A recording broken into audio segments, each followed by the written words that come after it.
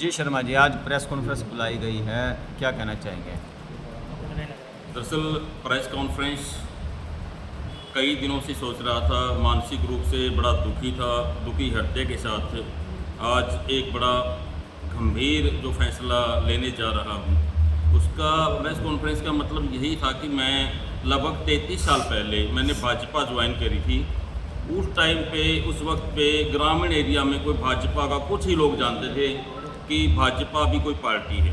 जी, हमने ग्राउंड स्तर पर, ग्रामीण स्तर पर एक एक आदमी के पास जाकर भाजपा का पूरा विस्तार से चर्चा करके इसका पूरा सर्कल में पूरा इसको फैलाया, भाजपा को, भारतीय जनता पार्टी के प्रति लोगों को आकर्षित किया, उनको जोड़ा। भाजपा से ग्रामीणों में बड़ी बढ़त बनाई भाजपा ने, यानी कि उस टाइम जो है मेरे जिलाध्यक्ष होते थे रवि भूषण गर्ग जी, उसके बाद रणधीर गोलन जी बने हैं, उससे पहले वो किशन गुज्जर जी थे। तो बड़े उनके मार्गदर्शन में मैंने बहुत मेहनत की जी, यानी कि मैं लगभग हर गांव में भाजपा का नेटवर्क फैल चुका था। लेकिन आज परिस्थितियां ऐसी हो गई हैं जो कि मैं मंडल, मेरे कार्य प्रणाली को देखकर उस टाइम के जो नेता थे, मुझे मंडल अध्यक्ष राजौंद भी बनाया गया, फिर जिला उपाध्यक्ष की भी जिम्मेवारी दी जो मैंने बखूबी निभाई।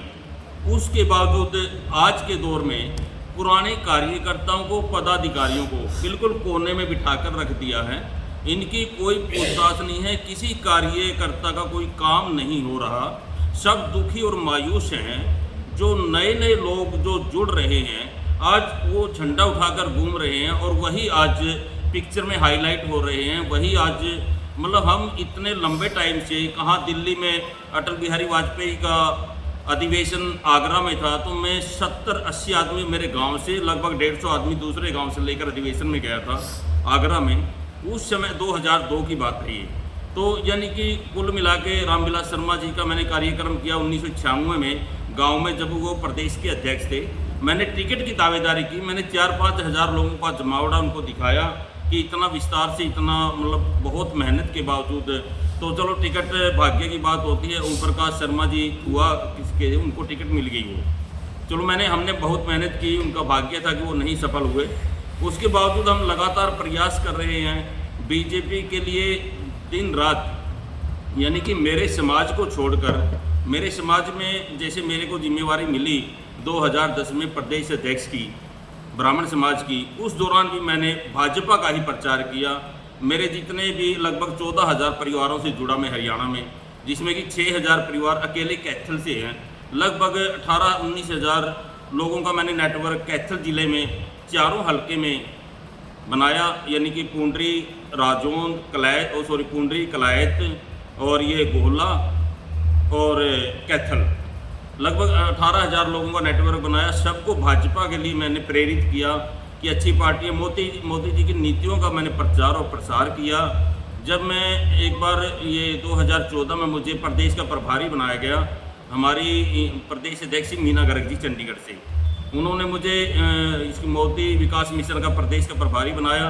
तो मैंने उनसे उद्देश्य पूछा, तो उन्होंने कहा कि मोदी जी की जितनी नीतियाँ हैं, जितना उनका प्रचार करना है, उनका प्रसार करना है, उनको दूर हर आदमी तक, गांव-गांव लेवल तक पहुंचाना है। तो उसके लिए मैंने बहुत मेहनत की। वो जो 2 बिल पास हुए थे, 35 शेयर और एक वो सीए का जो था जी, तो उसके लिए भी हमने दिल्ली इंडिया गेट तक, राष्ट्रपति भवन तक, उसके समर्थन में हमने यात्रा की। कुल मिला के इतना सब कुछ करने के बाद अभी हमारी वर्तमान में जो विधायक है कमलेश डांडा और पूर्व में मंत्री रही हैं, इनके लिए जी जान से प्रयास किया। यानी कि लगभग 14,000 वोटों का मैंने इनको पूरा समर्थन करवाया। मैंने उनके 19 प्रोग्राम करवाए अलग अलग गाँव में। उसके बावजूद भी भाजपा नेता हैं जो, आज उनकी नज़र में पुराने कार्यकर्ता, पदाधिकारी, मेहनती लोगों की कोई जगह नहीं है। वो नहीं चाहते उनको जोड़ना। मेरे साथ अमन राणा जी थे, राजौंद के मंडल अध्यक्ष रहे वो मेरे से पहले। तो उन्होंने इतनी मेहनत की, उनको जन जन तक प्रचार किया। उन्होंने बड़ा मतलब पैदल घूमकर, बगैर बिना मोटरसाइकिल के, बिना कोई गाड़ी के, पैदल घूम कर बसों में जाकर उन्होंने बात। वो आज घर में बैठे हैं। जितेंद्र राणा जी हैं, बहुत मेहनती पदाधिकारी थे, वो भी मंडल अध्यक्ष रहे राजौंद के, वो भी घर पे बैठे हैं। रवि भूषण गर्ग जी हैं, वो भी घर पे बैठे हैं। यानी कुल मिला के इन सभी जो हैं वरिष्ठ पदाधिकारी जो रहे हैं, इनकी बात नहीं सुनी जाती, टाल मटोल की जाती है। इनको केवल बस ये है कि जो टॉफ़ी दी जाती है कि हाँ ठीक है हो जाएगा, ठीक है हो जाएगा। लेकिन जो नए लोग हैं वो इस बात का फ़ायदा उठा रहे हैं, जिसको बीजेपी की ABCD का भी नहीं पता, जो ये नहीं जानते कि बीजेपी कहाँ से शुरू हुई है, बीजेपी का प्रचार और प्रसार क्या है, बीजेपी की नीतियाँ क्या हैं, तो उनको ये भी नहीं पता। लेकिन वो लोग आज बहुत आगे निकल चुके हैं। तो जैसे मंत्रियों से वास्ता पड़ता है, 3-3 घंटे इंतज़ार करनी पड़ती है। हमें भी जब 3 घंटे इंतज़ार करनी पड़ती तो आम वर्कर का, आम कार्यकर्ता होगा, आम आदमी का क्या हाल होगा। और बहुत से जो है नेता इस पार्टी में तो तकरीबन क्या बताऊं कि जातिवाद पे भी उतर आए हैं। तो खैर कोई बात नहीं, उनकी अपनी मानसिकता है, मैं नहीं कहना चाहता, किसी का वर्णन नहीं करना चाहता। लेकिन इस पार्टी में पुराने कार्यकर्ताओं का, मेहनती कार्यकर्ताओं का, पुराने पदाधिकारियों का कोई वजूद नहीं है। इसमें कोई मान सम्मान नहीं है। यहाँ तक कि CM नायब सैनी ने भी कई बार एक काम के लिए आश्वासन दिया, नहीं हुआ, जो काम कर सकते थे वो। यानी कि कुल मिला के इसका यही है अंत है। फिर आखिर में मुझे बहुत दुख के साथ बताना पड़ रहा है आज मेरे पत्रकार बंधुओं को कि मुझे ये फैसला लेने में बहुत कठिनाई आई।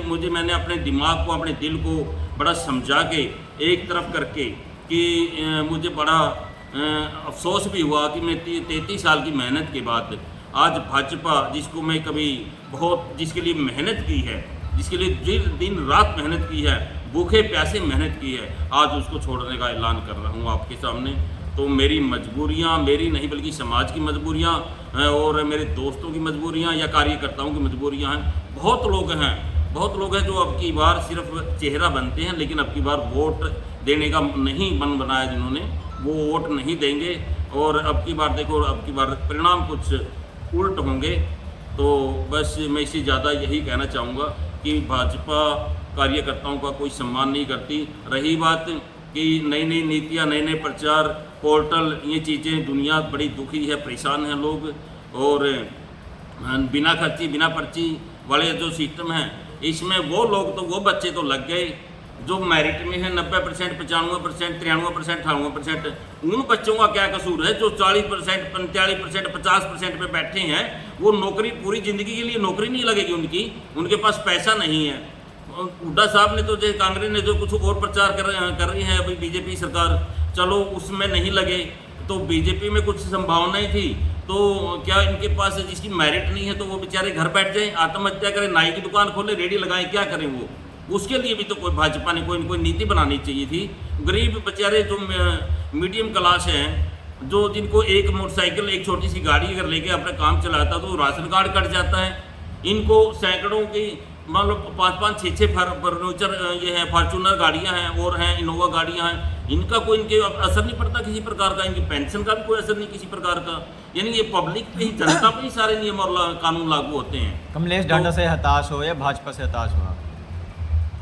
विधायक कमलेश डांडा से हताश हो या भाजपा से हताश हो आप? मैं मतलब डांडा समेत पूरी भाजपा से ही ना कई उससे वास्ता पड़ा मेरा। तो मैं मतलब सुनो, एक मैं और बात बनाना चाहता हूँ। मैंने निजी काम के लिए मैंने कभी भाजपा को, नेताओं को परेशान नहीं किया, MLA को परेशान नहीं किया। मैं हमेशा सामूहिक काम लेकर ही जाता था, पब्लिक के काम ही लेकर जाता था। अभी 21 जनवरी जो पीछे अभी गई है 2024, 21 जनवरी का प्रोग्राम माननीय जो हमारे मुख्यमंत्री हैं नायब सैनी जी, इनका कार्यक्रम मेरे किठाना गांव में था और मैं स्टेज संचालक था। केवल 7 घंटे पहले मुझे सूचना दी गई कि प्रोग्राम आपने करना है, ये समाज का प्रोग्राम है। 7 घंटे पहले मैंने इतनी मतलब पूरे गांव में प्रचार करके, आसपास में प्रचार करके, आप ये देखो किसी प्रोग्राम के लिए 2 दिन पहले चाहिए, लेकिन मैंने 7 घंटे में इतना ज़बरदस्त प्रोग्राम किया कि नायब सैनी ने कहा कि मैं आपको चंडीगढ़ लेके जाऊँगा, मेरी टीम में रखूँगा। तो आज परिस्थिति यह है कि नायब सैनी को अगर एक कागज़ दिया जाता है तो उसको ये भी पहचान कि इस आदमी ने इतनी मेहनत करके आपका इतना बढ़िया प्रोग्राम किया। 1000 आदमी 7 घंटे में कैसे इकट्ठे हो गए रात को, जबकि 3 घंटे देरी से आए नायब सैनी। उसके बावजूद भी 500-700 लोग वहाँ पर बैठे रहे गाँव में। रात को 8, साढ़े 8 बज गए, सबके घर में काम थे। लेकिन देखो, मेरा प्रचार लगाओ या मेरा मतलब आश्वासन लगाओ लोगों को कि नहीं बहुत अच्छी पार्टी है, अच्छे CM है। तो आज फिर आपने भाजपा को अलविदा कह दिया है? आज भाजपा को मैंने अलविदा कह दिया है। और क्योंकि भाजपा मैंने देख लिया कि भविष्य मेरा क्या किसी का भविष्य है तो अंधकार में। अभी कोई बात नहीं किसी से चली पार्टी में जाने की। अभी मैं थोड़ा सा आराम से सोच विचार करूंगा कि कौन सी पार्टी मतलब समाज को और या मतलब कार्यकर्ताओं को, आम आदमी को कौन सी आगे लेके जाती है, को आम आदमी के लिए कौन सी कल्याण के काम करती है, तो मैं उसमें कोई पद भी जा गया वर्तमान में। चर्चा ये है इनेलो से आपसी बातचीत चल रही है, आपकी बीएसपी की टिकट मिलने जा रही है आपको? नहीं, ऐसी कोई बात नहीं है। मेरी किसी से बात नहीं हुई है। मेरे से बातचीत जरूर कर रहे हैं कई लोग कि आपको अच्छा प्रदेश लेवल का पद मिल जाएगा, उस पार्टी में मिल जाएगा, ये मिल जाएगा, लेकिन मैं बहुत आराम से सोच समझ के ही फैसला लूँगा। भाजपा में कोई पद आपके पास अभी वर्तमान में? भाजपा में कोई पद है क्या वर्तमान में? अभी आज की डेट में मेरे पास कोई पद नहीं है। मैं यही बताना चाहता हूँ आपको, पद तो उनको दिए जाते हैं जो पैराशूट से उतरकर स्टेज पे पहुँचते हैं। पद उनको दिए जाते हैं जो झंडा उठाकर घूमते हैं। पद उनको नहीं दिए जाते जो मेहनत करते हैं, जन जन तक प्रचार करते हैं, उनको पद नहीं दिए जाते भाजपा में। आपको सर कब पता चला कि आप भाजपा काम नहीं कर रही है? मैं समाज के और अनेक लोगों के काम लेकर मैं मुख्यमंत्री तक जा चुका हूँ। विधायक ने भी मुझे एक ही बात की, मौजूद विधायक कमलेश डांडा, कि आप बस हर वर्कर कार्यकर्ता कोई भी उसको एक ही काम होगा, दोबारा नहीं होगा। चाहे लीलाराम गुर्जर है, चाहे कोई भी इधर है, मैं सबके पास मतलब समाज के काम के लोगों के लिए या अपने जितने भी हैं तो मैं जा चुका हूँ। नहीं, उनका यही परिणाम है कि वो काम नहीं करके कुछ हो। धन्यवाद।